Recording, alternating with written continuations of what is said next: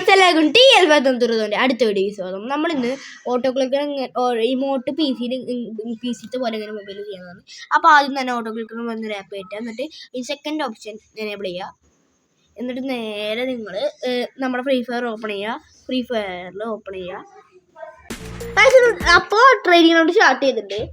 അപ്പോൾ നമ്മളിനി ചെയ്യേണ്ടത് സൈഡിലായിട്ടൊരു പച്ച കളറിൽ ഒരു പ്ലസ് എന്ന് പറഞ്ഞൊരു ഐക്കൺ ഉണ്ട്. അതും ഒന്ന് തൊട്ടാൽ മതി.